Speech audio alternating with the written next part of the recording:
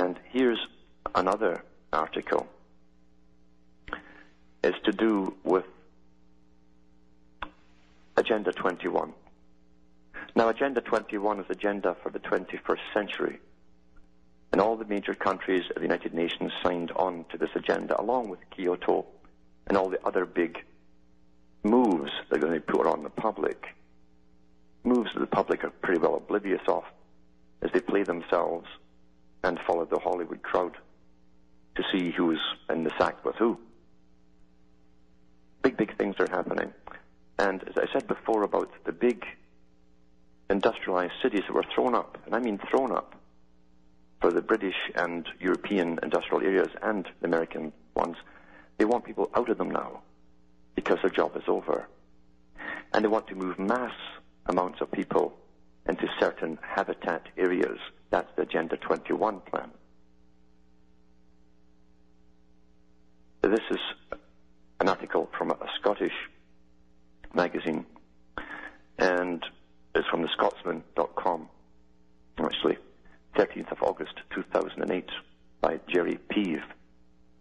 So a leading Tory think tank is urging people from cities in the north of England to move south if they want a better life. Now, this is how they're couching you to get moving.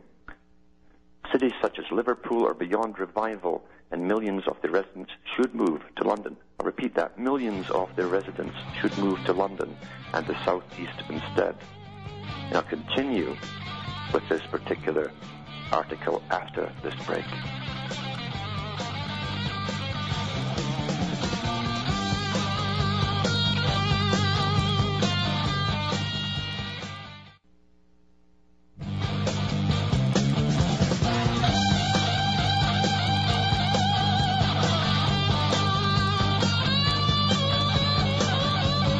Hi, folks. I'm Alan Watt, and this is Cutting Through the Matrix. Going through an article from the Scotsman newspaper from the 13th of August 2008. Now let's repeat the first little part of it. It's by Jerry Peave, a leading Tory think tank. It's a big think tank. Think tanks are used to create a public opinion, basically. They give us their talk, we parrot it, and it becomes our opinion. A leading Tory think tank is urging people from cities in the north of England to move south if they want a better life. Cities such as Liverpool are beyond revival. It's an old industrial city, and millions of the residents should move to London and the southeast instead. The Policy Exchange think tank, its policy is a big one, claims today in a report. It says the conclusion will prove controversial and is untimely as the Tory leader David Cameron starts a tour of regional cities today to try to win over sceptical voters. Coastal cities such as Liverpool and Sunderland had lost much of their reason for being with the decline of shipping and had little prospect of offering residents the standard of living to which they aspire, the report states. Now, remember I said at the start, this is part of the Agenda 21 program. All of this stuff was discussed about 20 years ago by the same big think tanks that help create policy. The Royal Institute for International Affairs say in their own reports that they create policy for governments to follow. And the Council on Foreign Relations is only the American branch of the same group. So they knew many years ago what they were going to do, and that's why these cities have not been kept up to standards. That's why you've got the big potholes and the sewage systems falling apart and everything else. Nothing was planned to be repaired. These cities were purpose-built to serve the big elites during the industrial era and during wars, big major wars. They were big producers of ships, etc., and armaments.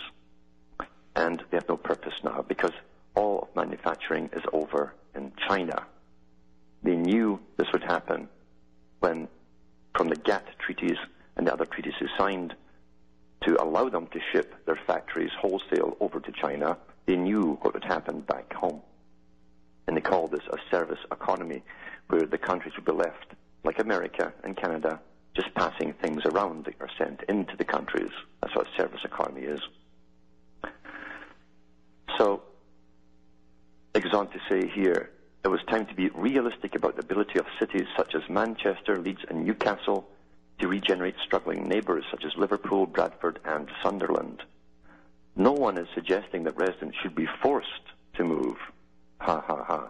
But we do argue that they should be told the reality of the position.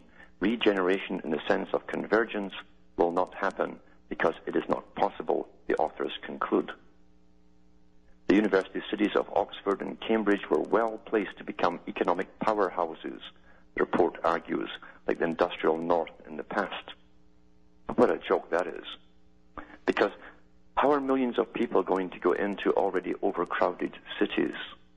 Never mind the riots there'd be from people who are going to start fighting for the same jobs.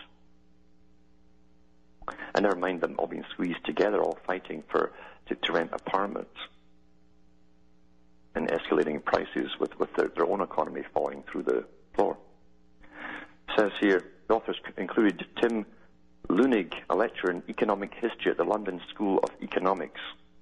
Very important institution, the London School of Economics, because their job was to train the left wing that would fight in the dialectical process, but it actually was set up by Oxford, the London School of Economics. Everyone who was trained there, if they didn't go for a Rhodes Scholarship at Oxford, went there instead, and they took the hard left agenda in the dialectic con game. The issue is clear. Current regeneration policies are failing, and the very people they're supposed to be helping, they're failing them. He also added, there's no evidence that the trend will be reversed without radical changes. Well, it's not meant to be reversed. We forget simple history. Simple history goes back to when the Corn Laws, in fact, were repealed, as they call them, in Britain to kick off the industrial era, to get the folk off the land. And the bill was put forward by Lord Rothschild in Parliament. And what it did was allow foreigners to dump their corn and their wheat and oats and all the rest of it on the British public much cheaper. It put all the little farmers out of business, and they all had to move into the cities, and they became factory workers. That's why it was done. That's why they dumped Corn Laws, to get them into the cities. And these cities were thrown up, these row houses and so on, were just thrown up.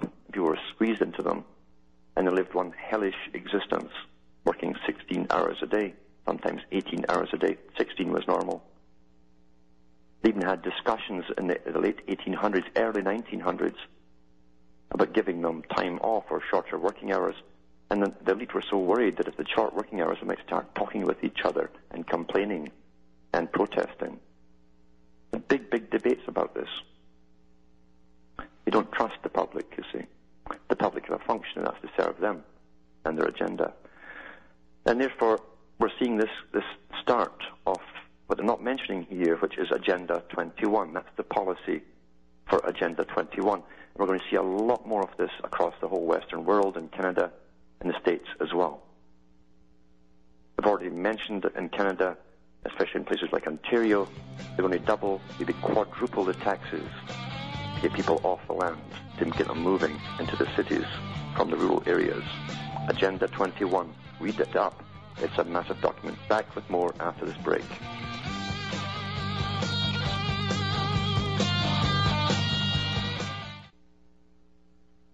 You're listening to the Republic Broadcasting Network, because you can handle the truth.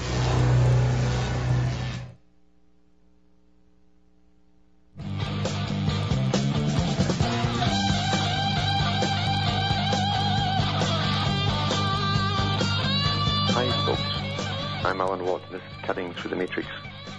Just talking about some of the big plans are underway. I said years ago, the hardest thing for people who are aware of things happening and what it's all about, the hardest thing will be holding on to your sanity as we go through it, as they hit us with all kinds of massive changes, one after another, sometimes many at the same time.